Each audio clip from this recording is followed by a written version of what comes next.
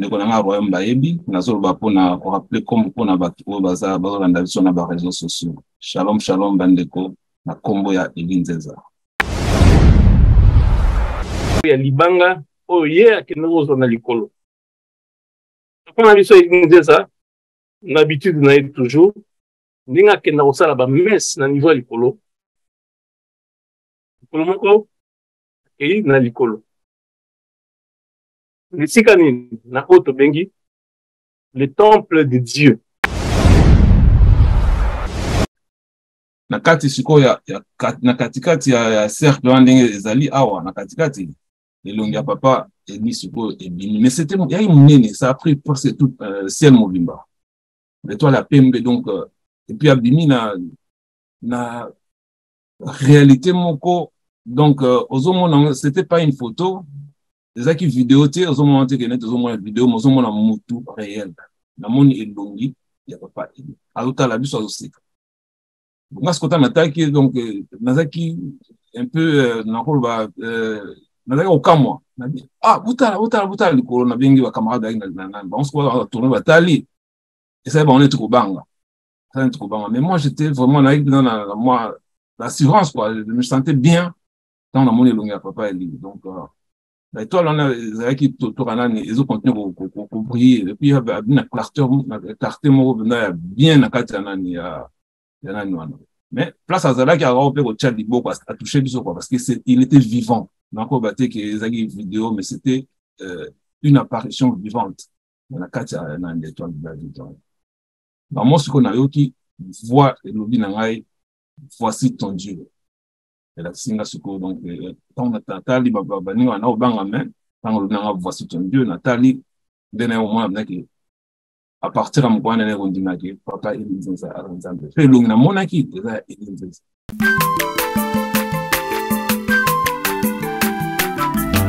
azamwana motote po akosangai abongwa ni pete po awangata nzambe ya le nazarien le nazarien le nazarien le nazarien atako babakolaki mafuta na mosakolima lelo yayo bolingo ebateli le Nazareth lipamboli oyo emonanaka te mpeni mama kandi elobi koleke mapapu masope mafuta tokokisika na olongo na nzambe oyo babenga na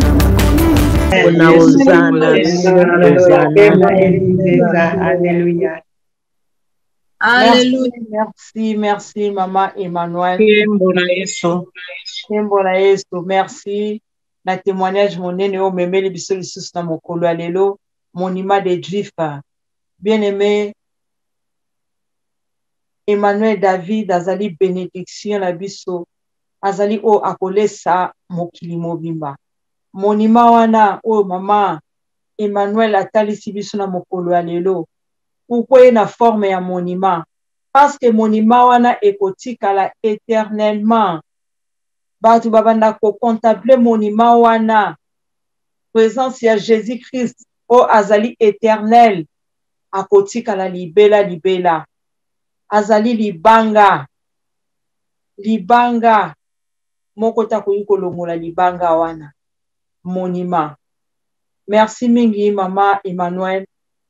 Emmanuel apambola yo. Merci na révélation monene o memeli biso na mokolo ya lelo.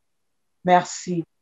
Bien-aimé siko tokoleka epai ya apôtre gouverneur Esaïe yepe akotalisa biso qui est Emmanuel David Eli Nzeza.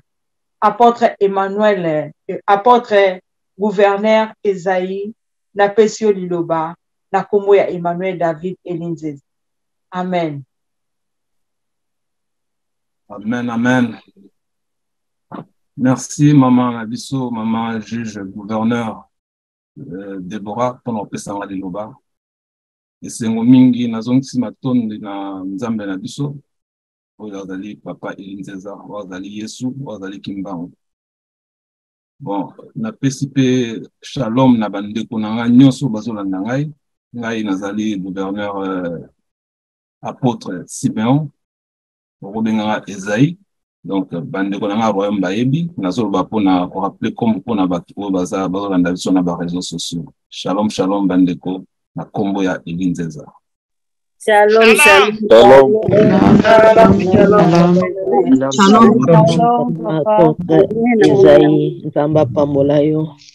Amen, amen.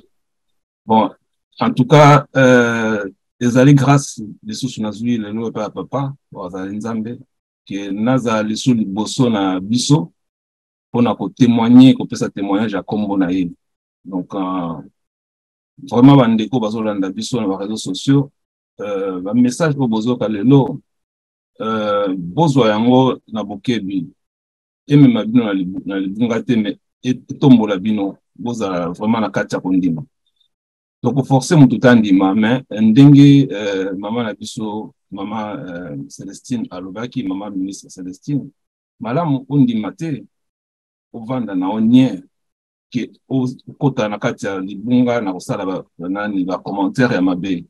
Toza vraiment na nani na motema ya koyoka malamu kutu na mokili bato abenga oyo ke oza zoba parce que oyokaki likambo bakosi yo ke obanda kofinga obanda kobimisa maloba ya mabe na likambo oyo ezali vérité parce que wana donc boyebi biso moko toza bachrétien toyebi ke péché oyo ezali kosala contre Saint-Esprit nzambe apardonnaka yango te. Or oyo aza liboso na biso oyo toza kati na ye oyo azali donc kovanda na trône na ye ezali ye moko Saint-Esprit. Donc oyo tobengi Jésus-Christ tobengi Emmanuel tobengi Eli Nzeza. Na mingi te akopesa commentaire déjà pour nani wana mais révélation nanga nazwaki yango c'était le 4 septembre 2021. À l'époque nana koti na royaume te. Donc nazwaki wana libanda. Nazaki mutu ya libanda na kati ya koluka kaka elongi ya nzambe ndenge nzambe asengaki nga na luka elongi na ye. Le temps nyonso banda luka elongi ya nzambe natikala komona korêve jamais elongi ya papa Eli Nzeza. Nasengaki yango mpe teke na réveillé. Mais bon, révélation na ngai ezali ke ndoto ememi ngai na mimoni naza na kati ya na Congo parce que esprit ebisingaka naza na Congo. Disons story barato nini ndoto ezalaka. Mais na se retrouvaki na parc moko ya kitoko. Donc eza verdoyant, donc ba plante ezalaki, ba banc ezalaki, bon c'était magnifique. Donc parc ndenge wana pe nayebi ke na Congo na nemona te mais en esprit, c'est-à-dire tout le monde en esprit et c'est comme ça, c'est-à-dire Rosala.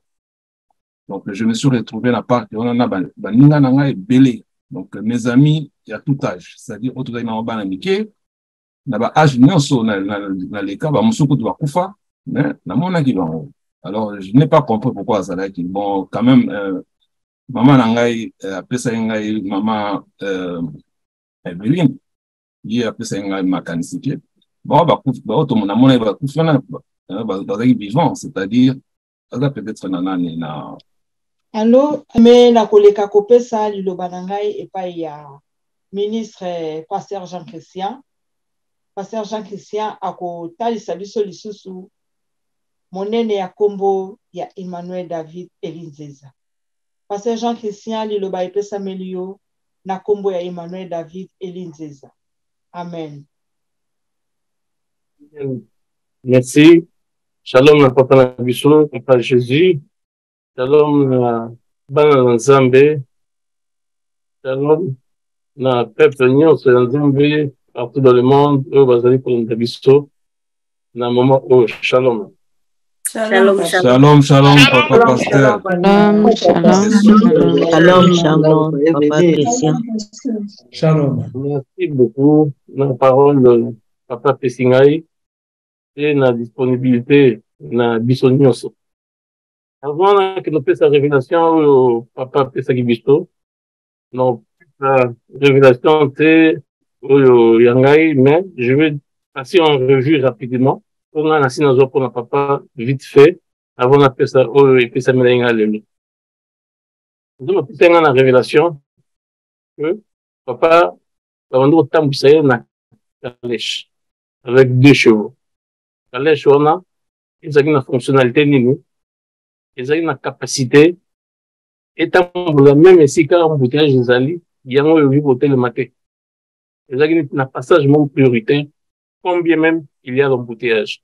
On a mon coussé, aussi de témoigner, on a la vidéo. Mon sous, on a mon coussé toujours. Nous avons appelé ça que les musiciens congolais, baza oyemba, et nous disons, na sens nini. Avant oyemba na kati na nsembo na bango, le but ici, oyo, nzambe, alobelaki na Bible, Élie qui doit venir, c'est Élie Nzeza. Les musiciens congolais, on oyemba bongo, ils ont pour les canaux radio. Na kati ka na moussé, on peut savoir détaillé, on peut dans un site, na biso ya Royaume Congo, il y a Élie Nzeza, le prophète Élie Nzeza, net aucun kuta, ba vidéo nyosona, ba témoignage. Mbon c'est Tigali. Mbon na bando sambela, on zamba yo pesa ngane na bando bundela. Nzambe vandisa papa Élie na ngwene na ye, na maloba na nga nzamba bimisi na monoko, papa Jésus. Donc nzambe vandisa papa Jésus na ngwene na ye. Ouais, nzamba flash kaka na flasher, na oyo nyonso aussi de témoigner na kati ya royaume, oyo ya Emmanuel Jésus-Christ. Voilà. Si on a repéré ça, oyo nzamba pesinga na mukolo ya lelo, on a transmettre le peuple nzamba. En fait, c'est quoi? Et ça, la relation entre Église et Jésus-Christ. Oya libanga, oye akenero zona likolo. Quand on a vu ça, Église ça, l'habitude n'a été toujours, ninga kenero sala ba messe na niveau likolo. Likolo moko, et na likolo. Lisikani na oto bengi, le temple de Dieu. Ake na kati ya le temple de Dieu, ake kukuta papa na Jésus-Christ. Tant on komi kuna, yé moko papa na Jésus-Christ a lobby. Oye, to partager. Yé moko papa, na biso papa Eli, wazali, yé moko, mwana, il y a papa Jésus, à la identité na ye, akamu yé moko, to partager nini, yo kolo liloba, yo mokonzi ya bakonzi, to partager nini. Vraiment, Jésus-Christ a vu, parce qu'il a deux pierres, deux mabanga.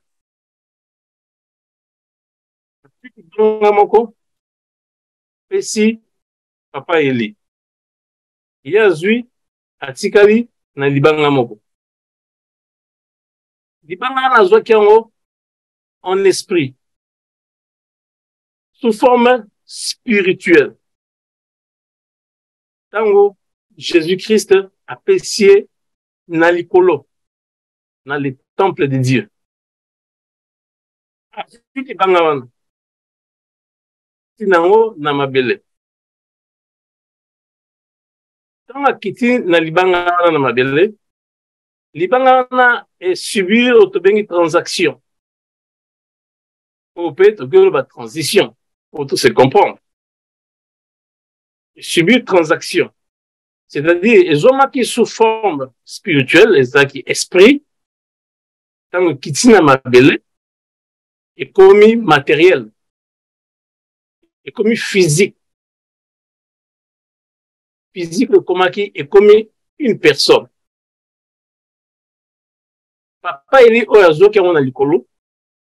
Tant que commis na mabele libangana, est commis une personne.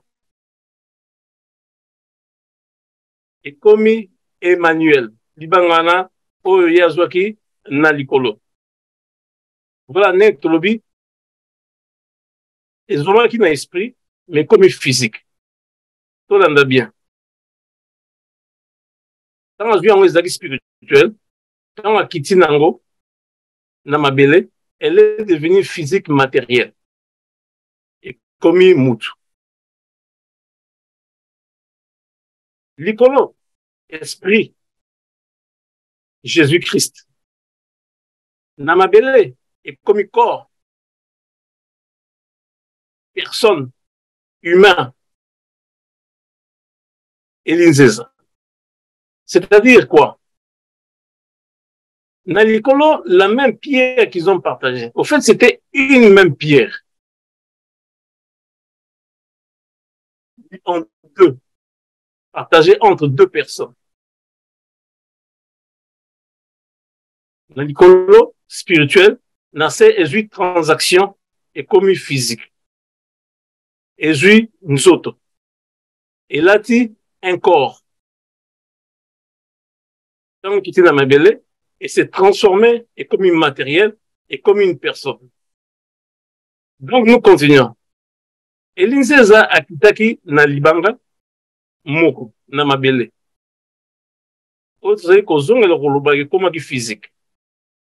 Libanga wana o elinzeza akitaki na yango likolo ezalaki Jésus. Ezalaki na Jésus. Likolo ezalaki Jésus esprit. Parce que ezalaki en esprit, sous forme spirituelle. Donc, libanga na likolo ezalaki esprit. Jésus likolo aza esprit. Tiko libanga o bakabolaki ekiti na mabele elati nzoto. Donc, ekomi corps. Tiko ndenge libanga na ezalaki esprit et s'est transformé ekomi corps. C'est-à-dire que libanga na s'est transformé ekomi corps na mabele ekomi esprit et corps. On a likolo, ezalaki esprit, ndenge kiti na mabele, ekomi corps. Donc, libanga wana, o wana kaki kiti na mabele, eza esprit et corps. Pourquoi esprit? Parce que ezalaka na likolo. Pourquoi corps? Parce que kiti na mabele. Et loko moko te tosi tote yango, o ezalaka likolo, tango kiti na mabele, etikalaka esprit. Une parenthèse, Jésus dans son baptême, l'esprit, il y a qui n'en est un PPT, n'en est qu'une visibilité, il y a qui physique, sous la forme d'une colombe. C'est pour dire quoi? Et là, on sait où tu as le colombe. Tu as comme il m'a belé, et comme un physique.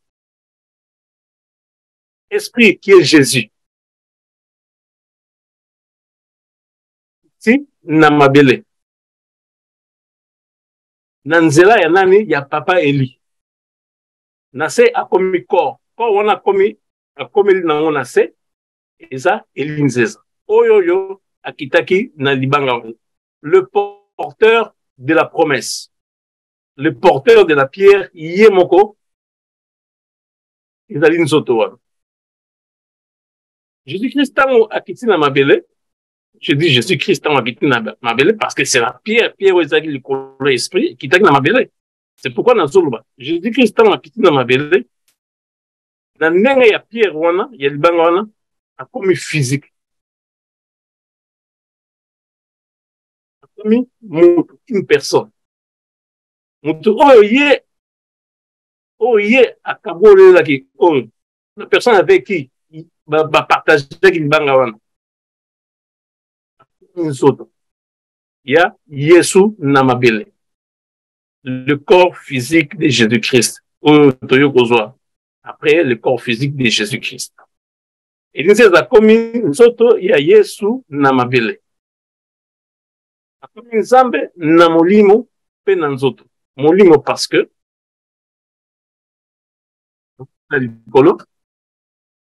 parce que, a eu transaction à la tinzoto. Nzambe na molimo pe na nzoto. Libanga en fait ezali nini. C'est que Jésus ne peut pas partager sa gloire avec quelqu'un. Libanga ezali gloire. Dans tant la kaboli yango, il n'a partagé ça qu'avec lui-même, avec sa personne. La gloire dans mon tout est un verset biblique. Il ne partage sa gloire à personne. Mais libanga ezali gloire ensemble. Partagé en haut. Donc, il n'a pas partagé avec un humain.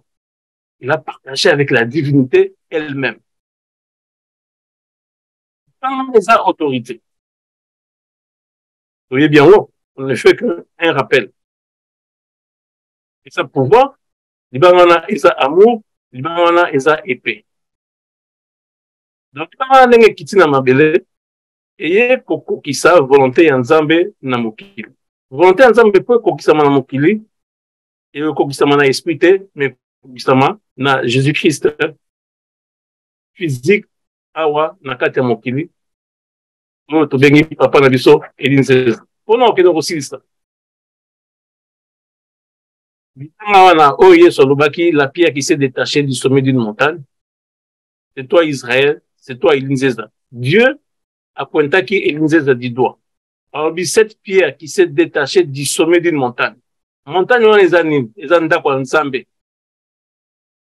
Entendez tolobi bien. La maison de Dieu. Akendaka na temple ya Nzambe. Bitanga wana ezali yango moko temple ya Nzambe. Yesu alobi la pierre qui s'est détachée na likolo. Nzambe na likolo, dans le ciel. Le temple de Dieu. Cette pierre qui s'est détachée. Donc, le mot likolo, tina mabele. Albis, eza yomoko. Eza yomoko. Montagne, eza nini. Montagne, montagne. Montagne, c'est la demeure de Dieu. Montagne de Sion. Demeure de Dieu, montagne. Nous expliquons spirituellement. Là, ici, la demeure de Dieu. Donc, l'Iban est outil la montagne qui s'est détaché du sommet d'une montagne. Montagne est la demeure de Dieu. Oh, na likolo ici, yé, à Kendaka. L'Iban s'est détaché. Quand s'est détaché, c'est et l'on a ici, comme qui t'inase. C'est-à-dire, et l'on a ici, que c'est là qui est zala, ou bien ici, qui est zala. C'est détaché, qu'on qui t'ina ma belle. Nous avons lobby, c'est toi. Et moi aussi, quand on nous avons lobby, c'est toi Israël, toi Eline César. Pourquoi est-ce qu'il faut tout douter dans l'eau? Pourquoi est-ce que les gens doivent encore porter une discussion ou une polémique dans le Cambo où nous sommes à l'oubli? C'est un peu ce là. La maison de Dieu, il y a un mot qui tient dans ma belle. Pourquoi? Parce que la maison de Dieu, c'est Emmanuel. Qui tient dans ma belle.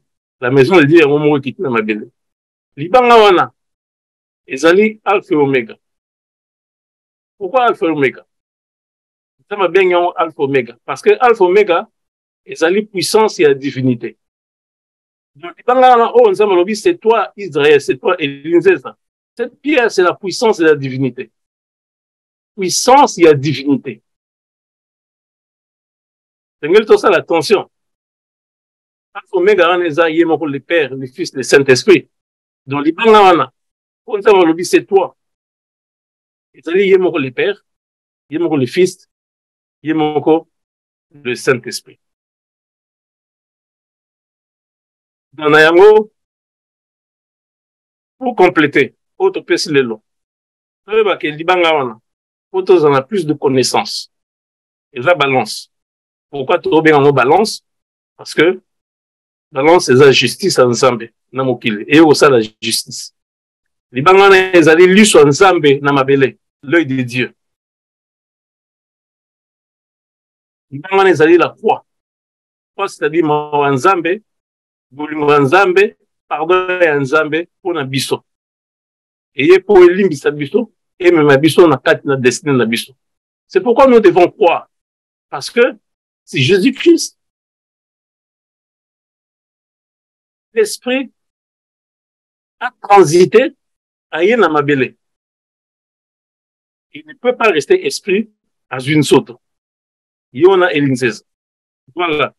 Donc, nous allons terminer par dire que Libangana va partager qui règne. Règne, il y a qu'on règne dans mon kil. Dans Jésus-Christ, Natango Yasuka, décidé à la Tanzoto, pour aller na formule, il y a qu'on règne. Il y a une formule, il y a qu'on règne, il y a qu'on yakaka, ko ligne sabiso, qui sabiso l'issous. Ça, c'est une chose qu'il a déjà fait. Mais comme il y a une formule, il y a qu'on règne, à la Tanzoto pour à régner. Donc voilà, cette pierre veut dire, cette pierre qui est la puissance de la divinité, partager la pierre veut dire partager la puissance de la divinité. Et en conclusion, Nzambe à Kabulaga, gloire n'a été Namoto, ou Yassali.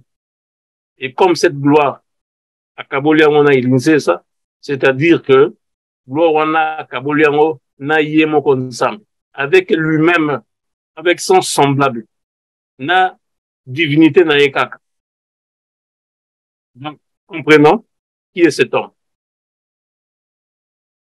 Au nom de Jésus, au nom de l'Inzeza. Comprenez qui est cet homme. Si tu as foi, tu verras. Mais si tu as foi, tu as hésitation, tu as doute. Car on a quatre doute, car on a quatre hésitation, il y a ici que nous avons occupé ça sur une hésitation. Si tu crois que Wanazali, Papa Jésus, na munoko na yo, nous avons pas obimisa Papa Jésus. Si tu crois que Mouto Ozali Kobele là, à sauver, quand vous avez Kobele là, au moins on appelle l'Onginaï du Meluana et sauver. C'est la foi. Et nous avons obimisa la foi na yo, à obimisa comme un matériel.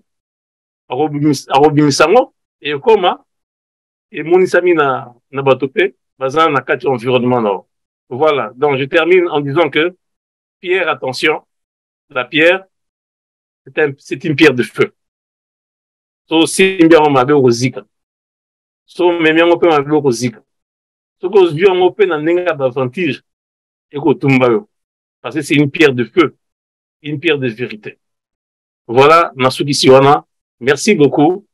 Maman Nabiso, juge Déborah. Amen. Amen. Amen. Amen.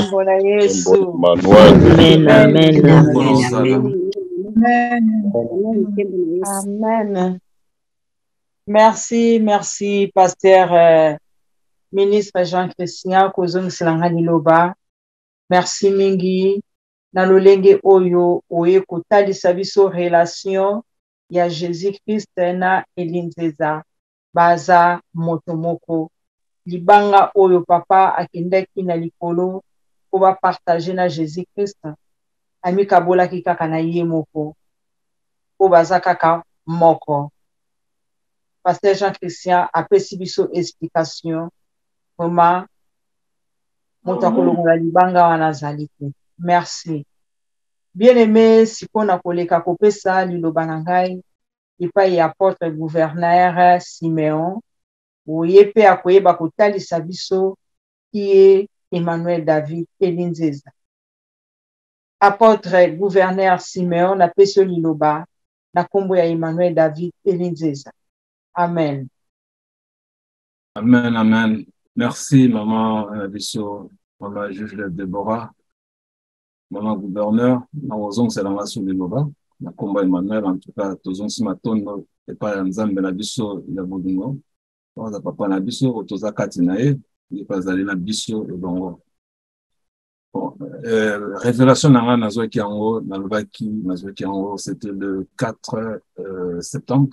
Donc à l'époque nan na koti na royauté avec na libanda. Donc na kati ya ko luka elongi ya Nzambe ndenge Nzambe asengaki na luka elongi na ye.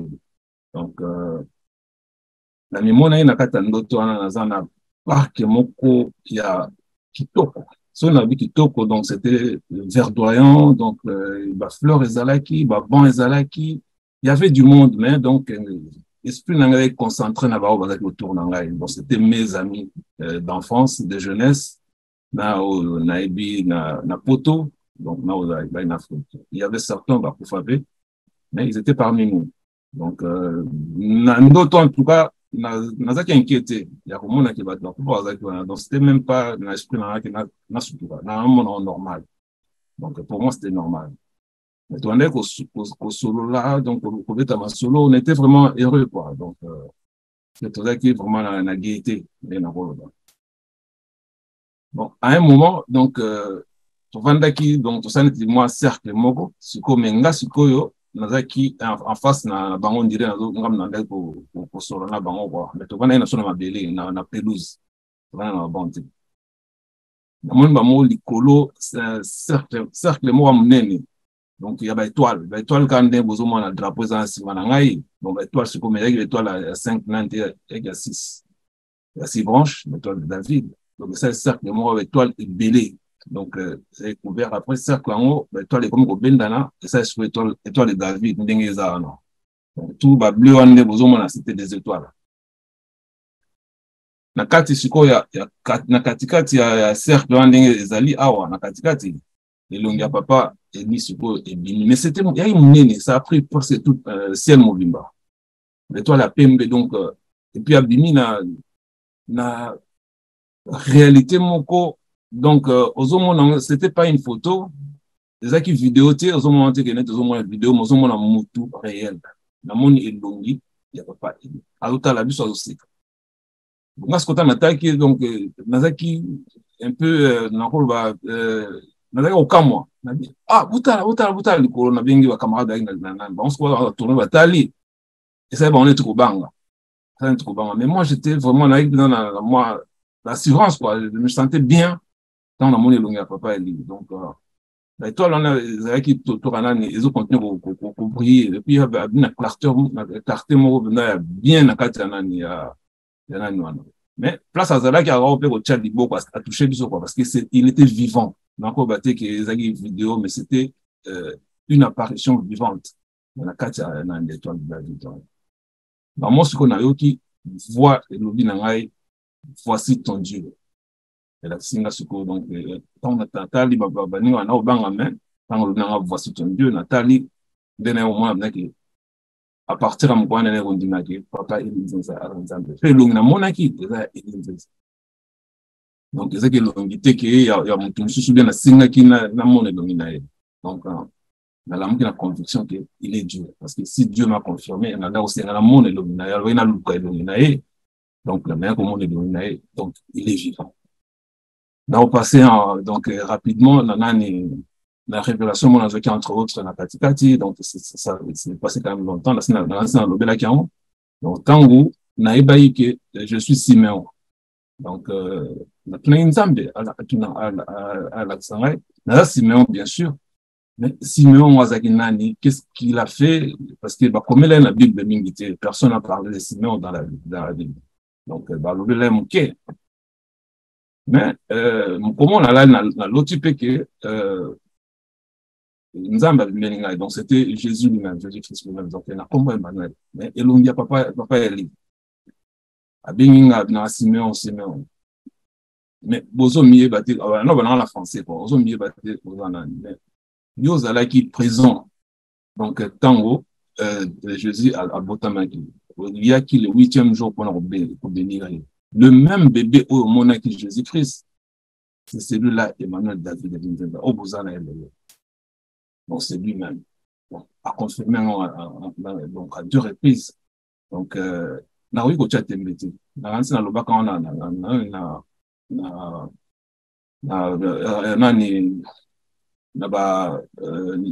quand papa pesanga une occasion na expliquer en haut na kansi na lobela ka yango que tout ça na kondima parce que esprit est confirmé ngai donc lui-même Jésus-Christ a confirmé ngai na linda papa ali le même bébé Oyongai na Benisaki, donc Ongai Siméon, na Benisaki, à ce 8e jour, c'est le même Eline Zéza et tout ça. Donc, tout ça, c'est vraiment lui. Donc, Bandeko, Bazab na Banda, même ceux qui na Kata Royaume, Dana, Bazan, on va tout le monde, on va tout. Donc, Dengue Papa, Papa révérend Jean-Christian, tout le monde. Donc, Madame, Ozanani na la conviction, mais quand on a la conviction, il faut d'abord la foi. Foi de mutu, ils ont quatre mais on pose la foi, ce qui, aux en la sincérité, la sincérité vend dans la place amour et zali. Mais ce que vous avez haine, vous avez déjà, vous avez déjà signe de doute. Donc, c'est-à-dire, il n'y a pas d'amour. Sans sincérité, vous avez amour. Donc, foi nayo est comme déjà moindre. C'est difficile, Nzambe à la Tselongi, na oyo azundi mela endam. Donc, je le confirme parce que tout le monde a la prophétie est belée, de YouTube, la prophète Mbabaka, donc, Nzambe a donné le esprit de Dieu, on va ange, mais le monde n'aura jamais bilongé là-bas. Surtout tout le monde aura la lumière, donc, le monde n'aura pas. Mais biso na royaume, na kondima otozana, parce que tu y es place to yeza ndako na biso. Donc au départ, je dis que tu es ici là, on nzambe ye moko bengiso parce que mon takota na royaume tege na teche ga ke ngana okota na royaume. Non. Bon nzambe mutabengio parce que ezali temps na yo, ezali place na yo yeba. Tout ça ko lingande to sensibiliser bande ko na biso bazana na libanda. Ke ba fungola misu, ba fungola mitema, ba cha bolingo. Donc so la bolingo c'est-à-dire pour foi et vanda parce que nzambe na place foi et vanda na bolingo. Tout ça biso so batu. Tout ça na ba erreur na so tout ça na masumu na biso mais sincérité vis-à-vis de nzambe. Il y a un moteur qui est toujours parce que le sang est là, le Seigneur pardonne, pas même le pardon. Mais tout ça, amour. D'abord, tout ça, amour, tout ça, foi, la tête, pour la monde, le cambo, au lieu pour mon tu reviens sur un ratat montema d'abord. Parce que nous avons avant la place où ils allaient, où ils font les montema. Sauf que nous avons montema à côté d'un montema. Pas un montema. Il faut avant d'un montema sentir à l'aise. Alors, tout ça, on a continué. Tout ça, vraiment, on a une sincérité, on a des mondes, on a biso. Mais tout critiquer, tout cas critique, les actes aux critiquer pour battre mon nom qui est critiqué, qui est yolo baka. Mais aux hommes, il y a des commissions qui ont na libunga, na ba critique autour de na ba réseaux sociaux, toujours n'importe quoi, toujours monde qui toi la grand prophète. Ah, on a qu'à royaume, on n'est pas des prophètes. Toi, on a prophète dans ce monde. Tu as un prophète de l'éternité, tu as un prophète dans ce prophète Jérémie. Ils sont tous ticali, tous les apôtres, mais tous les révélations. C'est pas pour ça que tous les pancarte, il y a prophète de chaque et tout le monde a la prophétie, non. Donc, tu as libanda au besoin de la chebouille au bien. La prophète, tu appelles ça un message, tu appelles ça un message, monsieur, tu n'avais pas y aller au carreau hasard. Donc, papa, il dit ça. Il y a un Nzambe, tu l'as nié sur Oban de Kobalobi, la Biboson Nangaï. Les autres, il y a le même sens. Tout mon côté a forcé qui a la révélation. Par révélation, il y a aujourd'hui, il est sincère. Donc, tout ça, il va t'avoir beau maté, ou tout ça, aux autres, il y a un thème. Donc, tout le monde va foutre son bon côté, bien forcer, on n'est pas des fous. Tout ça va perdre, on va mère de famille, tout ça, donc, ma cambo, tout ça, les lots, mon peut-être, mon qui va peut-être, les aventures. Mais lobby, la vidéo, au bon Lukayango, vraiment. Et puis, beaucoup regretter, nous, on va regretter pourquoi. Parce qu'il était nègre, en attendant, il y a Jésus, c'était pareil. Donc, ceux qui vous arrivent, en attendant, on a besoin de côté de la doute. Parce que, il y a qui n'a pas, tout le monde a combat Jésus. Avec un botama, après, on a combat Emmanuel, mais on l'a jamais appelé Emmanuel. Mais, de l'eau aïe, c'est la même histoire qui se répète encore. Donc, Bolingi, que combat dans la Bible, mais combat Jésus, que dans la Bible, combat Bible, il y a Jésus quand on a Bible après naissance na étant comme histoire. Mais avant ça, tant bazalaki va aller au Tanga Torah, donc l'Ancien Testament. Il n'y avait pas le nom de Jésus dedans. Dans moi les potes va te bien na kata libonga. Boninga te boson la même erreur. On trouve un déco. Na sengi vraiment la bino pour son thème. Pour place pour vous attendre c'est moi. Vraiment toi c'est moi. Mais tu vois que tout ça, c'est il faut tout partager en gros parce que c'est pour tout le monde. Pour sauver l'humanité. Même bien sûr dans le Congo, mais pour nous sauver le. En tout cas, merci Mingi d'abord Balandi. Merci Mingi d'avoir indéco tout ça dans le royaume. Là, n'a pas qu'on a biso. Et puis, ma zone ici, micro et pas maman, juge Déborah. Merci beaucoup, maman, à de nouveau au passage. Tique Emmanuel Azar, le combat est l'Inzesta. Amen. Amen. Amen. Amen. Amen.